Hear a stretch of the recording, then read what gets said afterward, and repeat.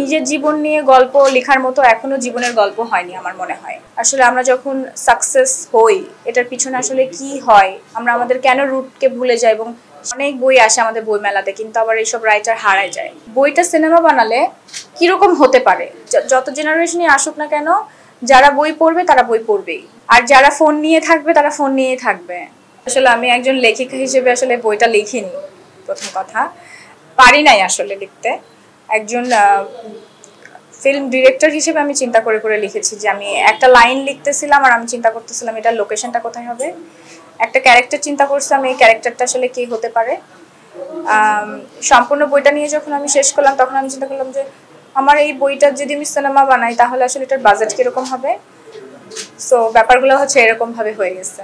তার মানে আপনি এটা আসলে ফিল্ম বানানোর জন্য প্ল্যান করে আসছেন? এটা তো অবশ্যই বলতে পারেন, কারণ আমি তো যেহেতু ফিল্মের স্টুডেন্ট, তো আমি প্রথমে স্টোরি বোর্ড করছিলাম যে আমার একটা গল্প, আমি ঠিক আছে একটা স্টোরি বোর্ড করি, সেটা এখন থেকে আরও 2 years আগের কথা বলছি। তো তারপর আমার মাথায় আসলো যে আমি তো ছোট ছোট করে যেখানে লিখে রেখে ওটা হারাই যাচ্ছে, এবং আমি যখন পুরো বইয়ের গল্পটা অর্ধেক শেষ করে ফেললাম একটা শুটে, যে আমি সমস্ত কিছু হারাই ফেলছি। এরপর থেকে আমি চিন্তা করলাম না, এটা আমি একটা প্রপার বইই করি, দেন এখান থেকে আমার স্টোরি বোর্ড বলেন এবং আমার একটা ভালো পোর্টফোলিও হয়ে যাবে। সো সেখান থেকেই আর কি। এটা গল্প কি মানে আপনার জীবনের কিছু কথা? না না না না না না না না, এটা হচ্ছে আমার জীবনের গল্প না, একদমই না। আর সব থেকে বড় কথা, নিজের জীবন নিয়ে গল্প লেখার মতো এখনো জীবনের গল্প হয়নি আমার মনে হয়। হ্যাঁ, ঠাস করে একটা আমার জীবনের গল্প হলে আমার বয়স কতটুকু, সো আমার জীবনের গল্প এখন কে পড়বে? ইচ্ছা করলেই আসলে সবকিছু করাটা উচিত না আমার কাছে মনে হয়। তো এটা আসলে আমাদের সারাউন্ডিংস, এবং আসলে আমাদের লাইফে কি হয়, আপস অ্যান্ড ডাউনস থাকে।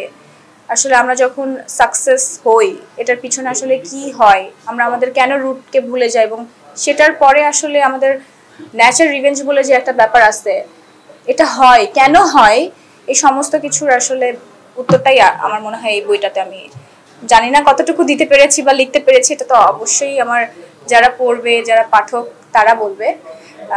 কিন্তু আমি চেষ্টা করেছি আমার যতটুকু এক্সপিরিয়েন্স, আমার যদি বয়স এখন 25 বছর হয় তাহলে আমি মনে করি যে আমার 25 বছরের এক্সপিরিয়েন্স আমি লিখেছি এখানে, আশেপাশে যারা আছে সবকিছু দেখে আর কি। এটা আমার নিজের জীবনের গল্প না। আপনি তো সম্ভবত এই বইটার উপরে আপনি একটা ভিডিও ভিজুয়ালও করেছেন, একটা প্রমোশন বলা যায়। এই আইডিয়াটা আপনার কি করেছেন? এটা তো আমাদের দেশে সচরাচর মানে এখন হয়েছে কিনা এটা খুব কম, যে একটা বই আসবে বই মেলায়, এই বইটার উপরে যে একটা মানে প্রমোশন করে একটা ভিজুয়াল বানানো, এই আইডিয়াটা কিভাবে আসলো, কখন কিভাবে আসলো?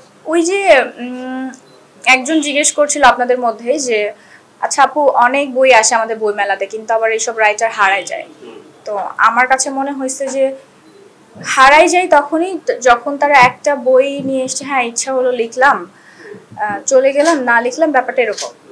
তো আমি যেহেতু ফিল্ম নিয়ে আমার ক্যারিয়ারটা করার ইচ্ছা, সো আমি যাতে কখনো হারিয়ে না যাই, হয়তো বা ব্রেক আসতে পারে লাইফে, ঠিক আছে, কিন্তু একেবারে প্রপার ওয়েতে আমি যাতে হারিয়ে না যাই এবং আমার বইটা যাতে না হারিয়ে যায়, এই কারণেই কিন্তু আমার টিজারটা বানানো, এবং মানুষকে আমি, আমার দর্শককে আমি ওই কানেকশনটা দিতে চেয়েছিলাম যে এই বইয়ের একটা খুব গুরুত্বপূর্ণ অংশ, একদম গুরুত্বপূর্ণ যে অংশটা, আমার বইয়ের মানে আমার বইটা সিনেমা বানালে কিরকম হতে পারে, যে কারণেই কিন্তু আমি টিজারটা বানিয়েছি।